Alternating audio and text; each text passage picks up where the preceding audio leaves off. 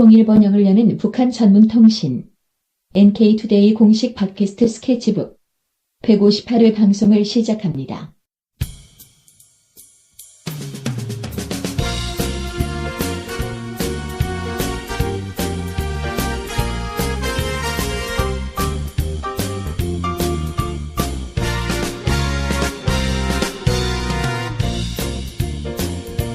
자, 다음은 2주의 이슈.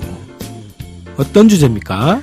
네, 얼마 전 12일이었죠. 대학 수학능력시험.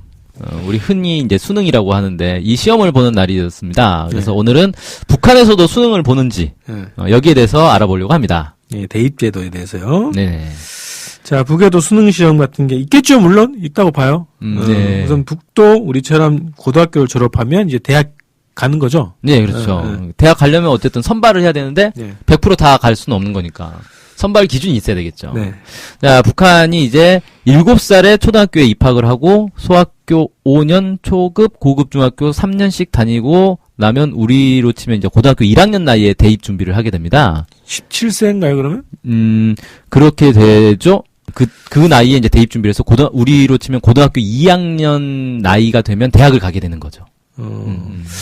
네. 그래서 이제 북한의 고등교육법에 따르면 지덕체를 겸비하고 입학시험에 합격된 대상들을 선발하도록 이렇게 되어 있고요. 또 뛰어난 재능을 가진 경우에는 나이에 제한 없이 고등교육을 앞당겨 받을 수 있다. 뭐 이렇게 규정이 되어 있습니다. 조기 입학이 가능하다는 거네요. 여기도. 네. 네. 뭐 여기도 영재학교 있고, 그죠? 그렇죠. 특 먹고 나오면은 대학교를 뭐 고등학교 2학년 맞추고 가는 친구들도 있고 그러던데. 뭐, 또, 검정고시로 가는 친구들도 있고요. 네, 그렇죠. 자, 입학시험 얘기가 나오는데 어떤 시험을 보는 거예요? 원칙적으로 고급 중학교 졸업생 전원이 이 입학시험을 보게 됩니다. 10월에서 11월 사이에 이제 보통 본다고 하는데, 우리 수능과 좀 비슷한 개념의 예비시험을 치르게 되고요. 이 예비시험은 이 교수들이, 작성을 하는데, 혁명, 역사, 수학, 물리, 화학, 외국어, 국어, 이렇게 6개의 과목을 시험을 봅니다. 외국어는 보통 영어를 보고요. 각 과목당 3개의 논술 문제가 출제가 되고 수학의 경우는 좀 이제 많아서 3문제에서 5문제까지도 나온다고 합니다. 그래서 예비 시험은 이틀 동안 진행이 되고 매일 오전에 과목당 45분씩 3과목씩 해서 이틀간 이렇게 시험을 보게 됩니다. 야, 이틀 동안 보는구나. 오늘 하루 딱 끝나면 그죠? 네, 그렇죠. 끝나는 건데. 네. 논술 문제를 푸는 거네요. 그렇죠. 논술 문제를 우리는 그 수능을 보고 그 다음에 이제 논술 하잖아요. 네. 대학 가가지고. 네. 근데 여기는 아예 이제 예비고사 자체가 논술 문제다. 그렇죠. 푸는 것도 어렵고 저기 채점도 어렵겠는데요? 그렇죠. 채점하려면 이제 고생 좀 하겠죠, 이거. 자, 그래서 학교 가면 이제 대학 가는 거예요. 그렇지는 않습니다. 여기 합격한다고 해서 바로 대학 가는 건 아니고요. 우리가 이제 수능 보면 수능 잘 봤다고 바로 대학 가는 건 아니잖아요. 어느 대학에 지망하느냐에 따라서 달라지게 되는데. 지망을 해야죠, 일단. 예. 네. 자, 일단 이제 예비 시험에 합격하는 비율이 한 70에서 80% 정도라고 합니다. 그러니까 이 예비 시험은 일종의 자격 시험인 거예요. 이 시험을 잘 보면 대학을 지원할 자격을 준다. 이런 거죠. 이게 절대평가인가, 그러면? 아마 그렇게 될 겁니다. 절대평가로 이렇게 볼 수 있고요. 아니면 뭐, 대학이 숫자가 적어가지고, 네. 입학생 모집 그 인원이 적어가지고, 70%, 80%까지만 수용할 수 있다. 아니요. 이 예비 시험에 합격하는 비율은 7, 80%인데, 실제로 대학에 가는 거는 한 10%밖에 안 됩니다. 아, 그 중에서요? 예. 그러니까 예비 시험에 합격했다고 해서 안심할 수가 없는 거예요. 거의 대부분 떨어져요. 7, 80%에서 10%? 아니요. 전체 10%. 전체 10%? 네. 그 다음에 이제 학생들이 이제 대학별 고사를 봐야 되는데, 대학 진학을 어디로 하고 싶다라고 해서 3지망까지 대학을 선택을 합니다. 네. 그러면 이 지역인민위원회에서 지역인민위원회 대학생 모집과가 있는데 여기서 성적과 입학 정원 등을 고려해서 너는 어느 대학에 응시해라라고 지정을 해줍니다. 그러면 이제 각 고급 중학교에서는 신체 검사표, 내신 성적표, 추천서 이런 것들을 준비를 해서 그 대학에 이제 보내주는 거죠. 보통 과를 선택해서 가는 거 아닌가? 과는 정하지 않습니다, 이때는. 그래요? 예. 일단 무조건 대학을 정하는 거요? 예. 신기하네. 희한하죠? 그래서요? 그래서 그러면 이제, 하여튼 점수에 맞춰서 이제 대학을 배정을 받는 건데 이게 지방정부가 결정한다는 게 좀 다르네요. 그리고 대학별로 이제 그러면 배정이 되면 거기서 대학별로 시험을 본다. 그렇죠. 네. 예. 그래서 대학별 고사는 보통 2월 달에 진행을 하고요. 이제 북한은 입학식이 4월 1일 날 했습니다. 그러니까 그러더라고요. 2월 달에 이제 대학별 고사를 준비를 하는 거죠. 진행을 하는데 학과 시험, 면접, 체육 시험 이렇게 세 가지를 봅니다. 그래서 면접은 상중하로 점수를 매기고 체육 시험은 뭐 철봉이라든지 달리기 뭐 이런 것들이 있는데 기준을 이제 통과를 해야 됩니다. 그래서 합격, 불합격으로 나뉘고요. 체육 시험을 보는 이유는 교육의 목표 자체를 지덕체를 겸비한 인재를 양성한다 이렇게 이제 했기 때문에 체력도 어느 정도 있는 사람을 대학에 뽑겠다 이런 개념인 거죠.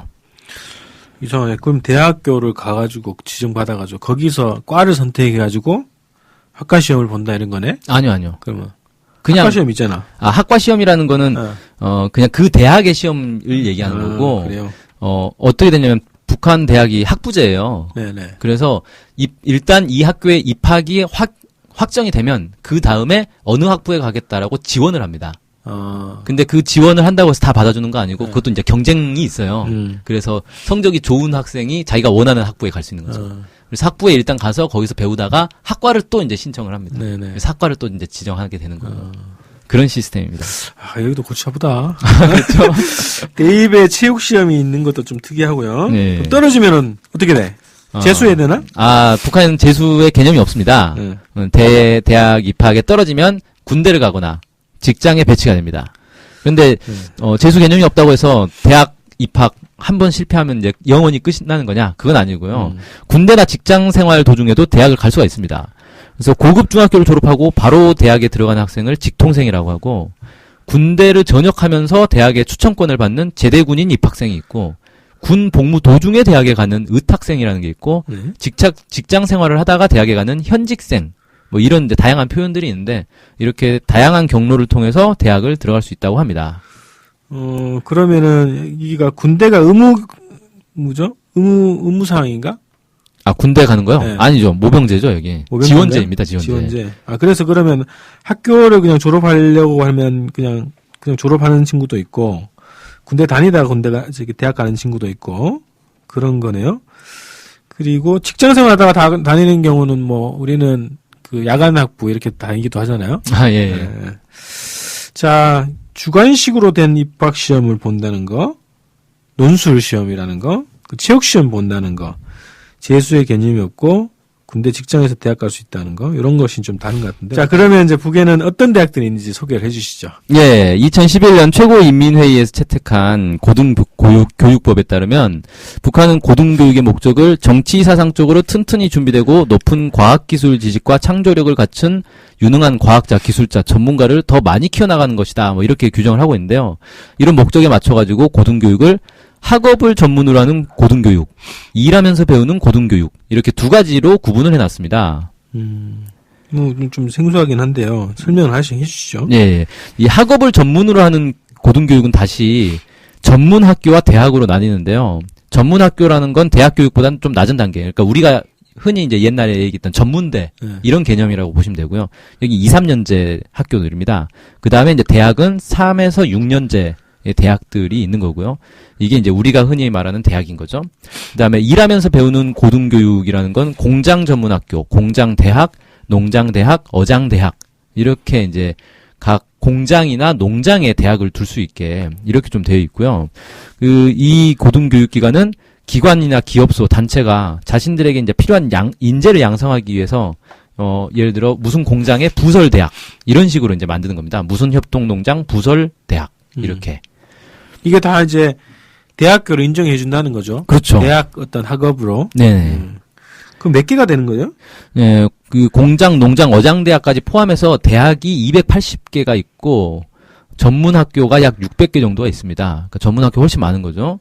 그리고 대학에는 또 종합대학, 부문종합대학, 부문별 대학. 그러니까 우리가 흔히 말하는 이제 단과대 이렇게 있는데 종합대학은 3개밖에 없어요. 김일성 종합대학, 김책공업 종합대학, 고려성균관대학 이렇게 3개만 종합대학이고 나머지는 전부 이제 단과대학입니다. 한 160여 개 정도 되고 공장, 농장, 어장대학 같은 이제 성인 교육기관이 한 120개 정도 됩니다. 고려성균관대학이 종합대학이구나. 예. 이게 이제 원래는 아니었는데 승격이 됐죠 종합대학으로. 김책 공대도 공대 그냥 단과대로 출발했다가 그죠? 네, 종합대학이 된것 됐습니다. 같네요. 예. 자, 북에서는 어쨌든 뭐 뭐니 해도 김일성 종합대학이 가장 유명하잖아요. 예. 서울대와 이제 비슷한 위상을 갖고 있을 걸로 보이는데 어떤 학생들이 들어가는지 기본 뭐 공부 잘하고 백 좋고 그런 건가요? 아, 이 김일성 종합대학의 입학생 모집에 규정이 있어요. 각 계층별로 입학생 비율이 정해져 있습니다. 그러니까 노동자 자녀 몇 명, 농민 자녀 몇 명, 예. 제1동포 귀국자 출신 자녀 몇 명, 뭐 심지어는 그 가정 환경이 복잡한 가정의 뭐 자녀. 그러니까 흔히 이제 남쪽에서는 흔히 반동 집안 뭐 이렇게 그 표현하는 그런 거 있잖아요. 반동 집안 출신 자녀도 입학을 할 수 있다. 뭐 이렇게 좀 되어 있더라고요. 그리고 김일성 종합대학은 좀 특별하게 사회과학부가 5년제, 자연과학부는 6년제로 다른 대학에 비해서 1, 2년 정도 이 기간이 더 깁니다. 더 막 공부를 많이 시킨다는 거죠. 이게 그 특별 전형 같은 게 있다는 거네요. 제도적으로 특별 전형. 예, 그러니까 농촌, 우리로 치면 네. 왜 그런 거 있잖아요. 서울대에 네. 그 무슨 농어촌 출신 몇 명 뭐 몇 그렇죠. 퍼센트 입학하게 이런 네. 식으로 할당이 돼 있다는 거죠. 그래요. 그 중에서도 공부 잘하는 사람 들어가겠지 뭐. 그러겠죠. 네. 여기 들어가려고 또 무슨 뭐 북에서 얘기하는 반동 이런 걸 하려고 하는 사람 없겠죠. 자, 대학은 의무교육이 아니잖아요. 지금 북에서 작년에 발표했나요? 12년제 의무교육. 네, 재작년에 했죠. 재작년인가요? 네. 했는데 그럼 대학은 빠져있단 말이죠. 그렇죠. 그럼 대학 등록금은 어떻게 됩니까? 의무교육은 아닌데 무상교육을 합니다. 그래서 고등교육법에 따르면 입학, 수업, 실습, 견학, 답사와 관련한 모든 고등교육 비용은 국가가 부담한다 이렇게 이제 되어 있습니다. 그래서 심지어는 뭐 뭡니까 교복도 네. 이렇게 지급해 주는 걸로 그렇게 알려져 있죠. 이 개념을 한번 정리를 해야 될 것 같은데 의무교육은 전 국민을 대상으로 무조건 다 받아야 된다. 그렇죠. 의무교육이라는 거 그것도 이제 무상이긴 하죠. 네. 여기서 또 무상교육은 다 가는 건 아니지만 또 선별을 해야 되니까 네. 다 가는 건 아니지만 오는 사람은 무상이다. 뭐 이런 개념이겠네요. 네, 그렇습니다. 그 용돈까지 준다는 얘기가 있던데. 그건 전 정확하게 모르겠어요. 그러니까 그래요? 뭐 차비를 지급한다, 뭐 이런 얘기는 있고, 근데 장학금도 있다, 뭐 그러는데 용돈이 이제 장학금을 얘기하는 건지 이런 건 잘 네. 모르겠고. 예전에 그 KBS가 그 네. 6.15 선언 발표 이후에 김성중학대학 취재를 한 적이 있거든요. 네. 그러니까 이제 특별 기획으로 이제 보여줬어요. 보여줬는데 이제 그 용돈 준다는 거예요. 네. 그래서 어떤 친구들 뭐 놀기 좋아하는 친구들은 그게 모자라고 어떤 친구들은 뭐 넉넉하다 이런 얘기가 나오더라고요. 생활비 같은 게 나오는 거군요. 자, 이제 북한 대학 제도를 이제 살펴봤는데요. 공장대학 같은 이제 성인교육기관 이런 것들이 실질적으로 그 산업이나 그런 뭐 농업 이런 현장에 필요한 인재를 양성하는 그런 전문교육기관, 성인교육기관이 잘 발달되어 있는 것 같다. 이제 이렇게 볼 수 있겠습니다. 예, 북한이 이제 다른 사회주의 국가와 달리 온 인민의 인텔리화라는 노선을 좀 표방하고 있거든요. 그러니까 이 지식인 네. 전체 이 국민들이 다 지식인이 돼야 된다라는 거죠. 그래서 이런 성인 교육기관을 좀 많이 운영하고 있는 것으로 이렇게 보여집니다. 네.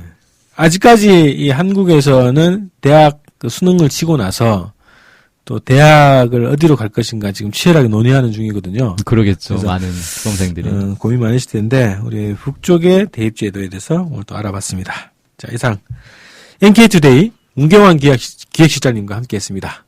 안녕히 계세요. 고맙습니다.